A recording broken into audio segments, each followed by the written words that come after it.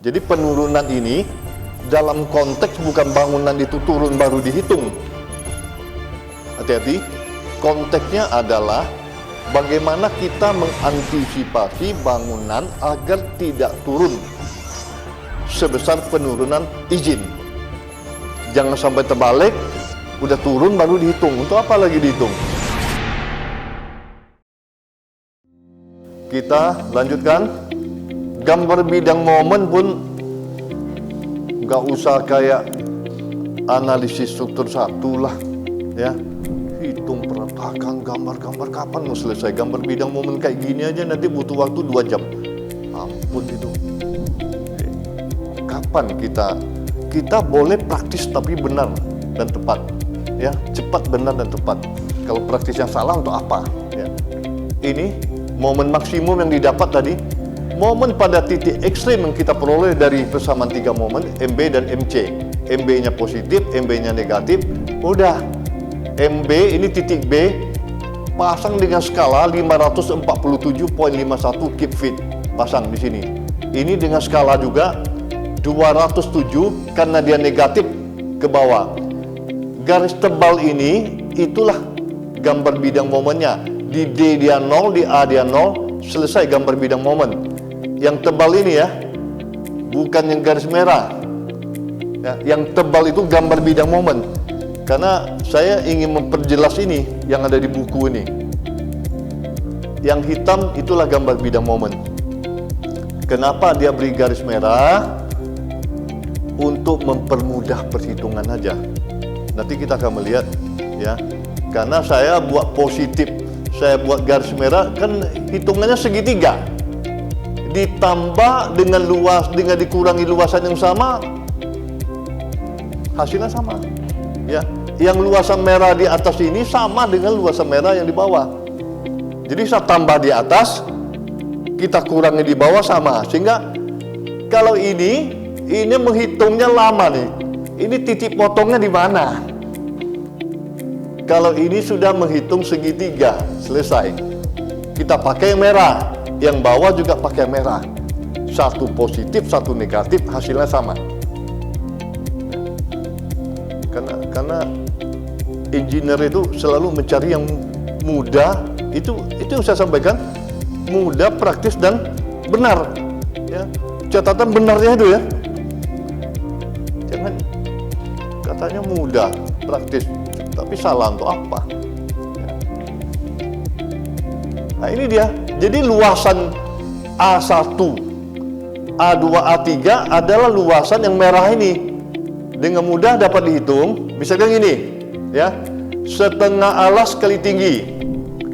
Setengah, coba kalikan, 547,51 kali 0,5, kan setengah ya. Alasnya 24. Nah, berapa hasilnya?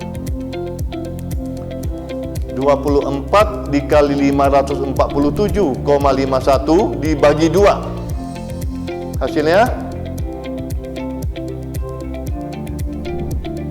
yang ada kalkulator coba tekan. Jangan lihat ke slide dulu, yang dihitung berapa besarnya. Coba nih, 547,51 kali 24 per 2. Udah kali 12 saja. Ya, 24 per 2. Ini kali 12 berapa? Betul, 6570.12. Ya, coba. Dia salah ketik atau Anda yang salah hitung? Coba dulu. Ya. Tadi bidang momen, sekarang bidang geser. Ya, bidang geser. Ini dia bidang gesernya. Ya. Nah, dari RA, reaksi di A, gambarkan RA, RB arahnya ke bawah, ini RC ke atas, ini ke bawah, RD, dihubungkan, itu gambar bidang geser. Ya, dari reaksi peretakan digambarkan. Mungkin masih ingat kuliah analisis struktur 1? Kok lama itu menggambar? Soalnya satu, sekian jam tuh ujian aja. Ya, pakai cara praktis seperti ini. Ya, gambar bidang gesernya udah dapat, bidang momennya udah dapat.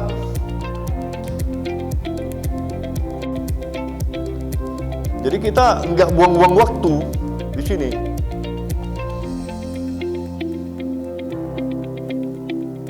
Nggak mungkin ini semuanya kembali ke hitungan seperti analisis struktur 1. Kapan mau selesai?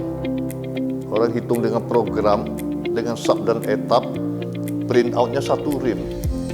Kita menghitung 1 soal, ya masih mulai dari reaksi pertama, potong pada titik X, menghitung-hitung gambar bidang momennya. Kapan mau selesai itu? Ya, di bidang gesernya. Nah, sedikit saya mau menyampaikan bidang geser yang seperti ini. Ya, bidang geser seperti ini. Pernah nggak melihat bidang geser itu kan dipikul oleh sengkang atau begel, ya kan? Kan oleh begel. Struktur beton sudah pelajari. Kenapa begel itu di tumpuan dia rapat, di tengah dia jarang? Kenapa? Kenapa seperti itu? Ya, kan pernah melihat ya, hasil desain beton, kuliah beton juga di tumpuan itu jarak 10, kalau di lapangan bisa jarak 20 kan? Nah, kenapa? Karena bidang geser di tumpuan dia besar. Kapan dia besar? Ya, jadi mekanikanya kan gini ya.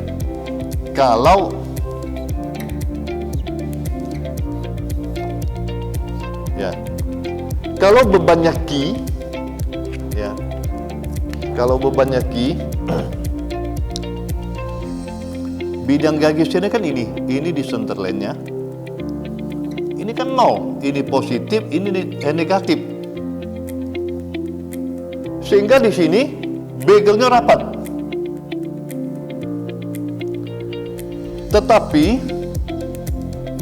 kalau P bagaimana? Kalau P atau momen, ya, ini berat sendiri balok tidak dihitung, ini P, ya. Kalau P, bidang gesernya kan ini, ya, inilah P-nya, ini RA-nya, ini RB-nya.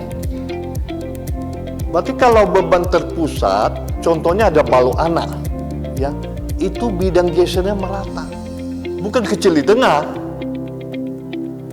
Tetapi faktanya selalu gabungan P dengan Q, karena balok mempunyai berat sendiri, ditambah balok anak, plat menjadi beban Q, balok anak menjadi beban P.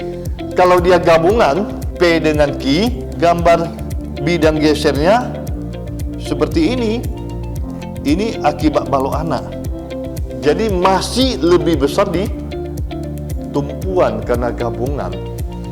Akibat momen yang bekerja, akibat differential settlement tadi yang setengah inci, bidang gesernya sama sepanjang balok. Jadi hati-hati kalau kita merancang akibat penurunan, begelnya itu jangan rapat di tumpuan. Sama. Nah, ketika dibebani dengan Q, ini jadinya, kalau ini plus beban Q, mungkin masih lebih besar ya di tumpuan, tapi tidak terlampau ekstrim besarnya. Jadi kalau desain tie beam itu tidak boleh se-ekstrim balok lantai, karena tie beam diantisipasi terhadap penurunan. Jadi boleh berbeda tapi tidak signifikan, tidak seperti di balok lantai ya. Jadi ini saya ada ambil gambarnya. Nah, ini selalu nih, ini jarang. Ya, ini rapat. Ya, jarang nih rapat. Nah, inilah tie beam yang saya maksud untuk mengantisipasi kalau salah satu pondasi kita terjadi perbedaan penurunan. Dia ini terjadi translasi, dia turun, ini dipegang oleh tie beam itu. kita lihat ini lagi. Ini. Kalau antisipasi terhadap penurunan, ini yang benar ini. Rata, ya. Ini tidak benar.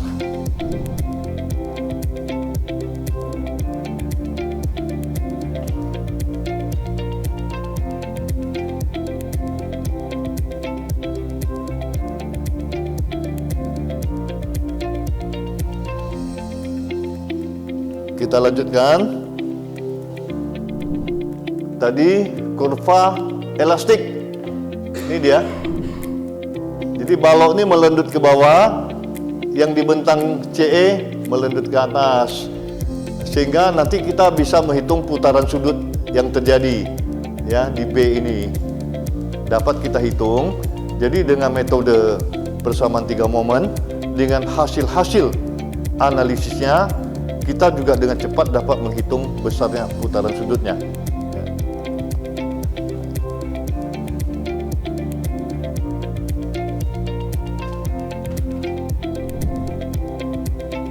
Ini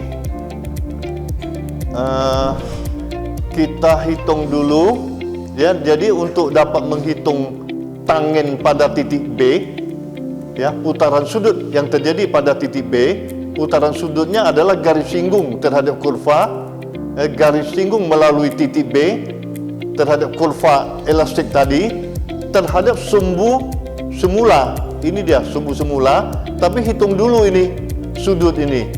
Sudut ini adalah ya, besarnya berapa? Ini adalah setengah dibagi 12 ya. Coba 0,5 dibagi 12, mentangnya 12. Itu dapat tangennya dulu. Berapa? 0,5 dibagi 12 berapa? 0,003 sekian ya. 4 itu dibulatkan tuh kalkulatornya tuh. Ya. Coba pasang digitnya agak panjang dikit. 0,5 dibagi 12. Agak panjang di. Ya. Sama semua kalkulatornya, kalkulator cabai semua. Coba. 0,041. 0,5 dibagi 12. Coba. Digitnya agak panjang.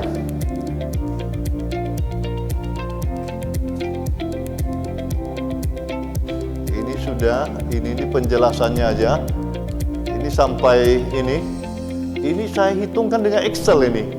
0,5 dibagi 12. Ini dia. Kenapa nih kacau betul nih kalkulator ini semua? Ini 0,5 dibagi 144 ini. Oh, dia jadikan ini. Jadikan inci 144. Tadi kan feet. 0,5 dibagi 144. Ya. Itu 12 kan masih feet. Jadi inci 12 lagi, bagi 12 lagi. Berarti dibagi 12 dibagi 12 ini. Nah, ya. Tuh, terburu-buru tadi. Iya. Belum dijadikan inci. Ini dia. Ini. Dan kita bisa jadikan derajat. Udah, tanya Google aja. Ya, radian, derajat jadi nggak payah lagi cari tabel. Kalau zaman kami kuliah dulu mesti ada tabelnya. Jadi ini dia, ya. Ini yang 344 tadi dikurangi 2/3. Ini 3 EI, ya. 3 EI ini 2/3 kali A1. Ini A1-nya. Ketemu hasilnya dibagi E dibagi I, ketemu ini 0,0319 kali 10 pangkat min 3 radian. Langsung ketemu putaran sudutnya. Jadi ini kita tidak perlu lagi mencari dengan conjugate beam. Ini juga kan bidang mau menjadi beban ini. Cuma kita menghitung dengan praktis, dengan cepat gitu. Yang penting kita tahu konsepnya. Jadi yang tangin tadi, ya, tangin adalah Y per X ya, dikurangi, kalau ini 2/3, dari sebelah sini 1/3. Kalau ini panjang 2/3. 2/3 kali A1. Nah, kalau ini kan 1/3 nih. Ini langsung kita mendapatkan putaran sudut.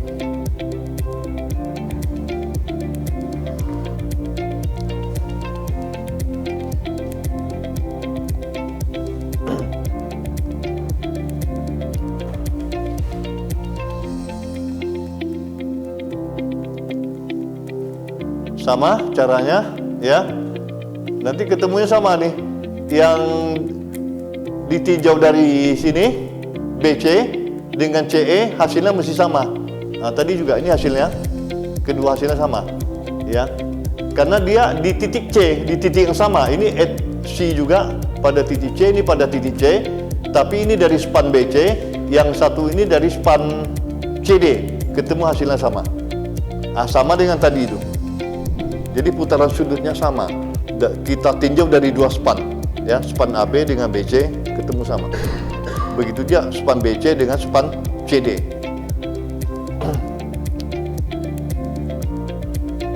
Ini sampai ke sudutnya, radian ke sudut. Ini radiannya, ini sudutnya, derajatnya.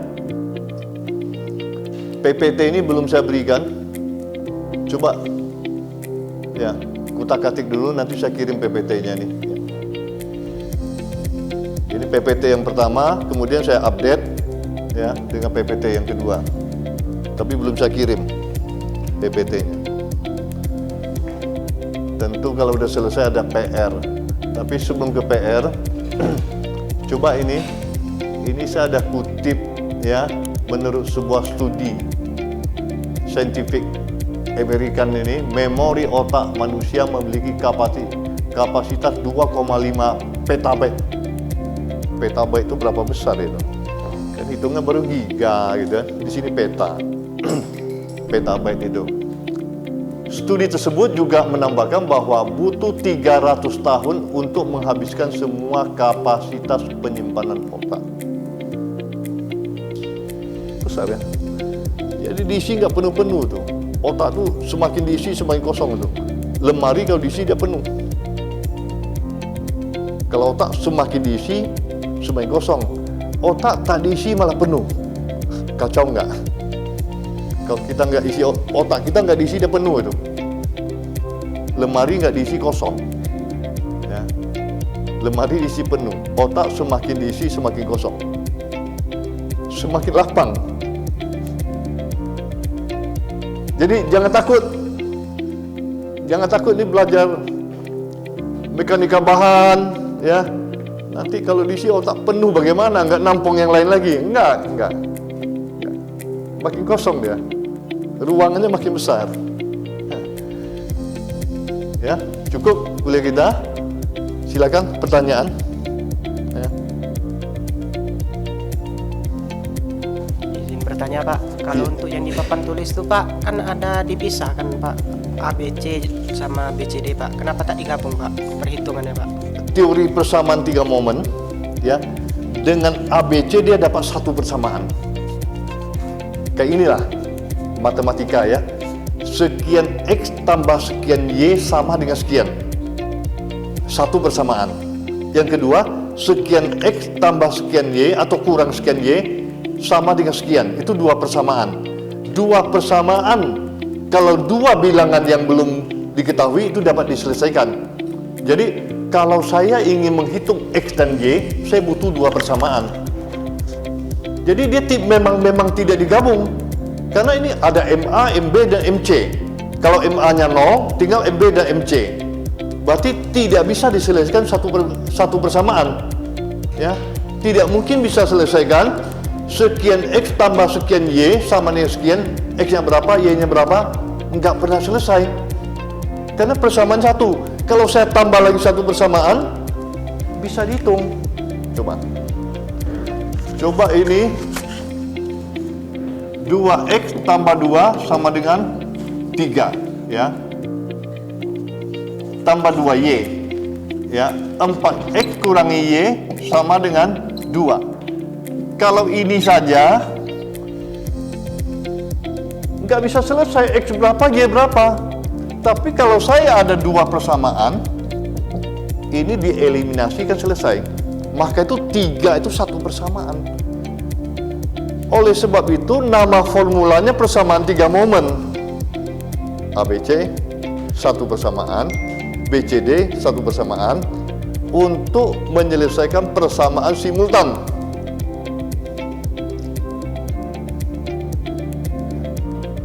Nah, memang ini analisis struktur 3 malah jadi hilang. Maksudnya di sana kita dari putaran sudut sampai kleperon, sampai persamaan 3 momen dan slope deflection di situ kita belajar. Hilang, ini tinggal mekanika bahan. Jadi saya mengajarkan mekanika bahan karena ada kaitan sama yang lain. Nah, udah ambil aja formulanya. Ya.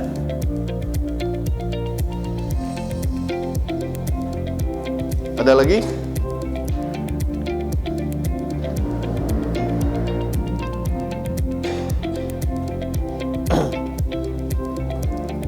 Sebelah sini ada pertanyaan?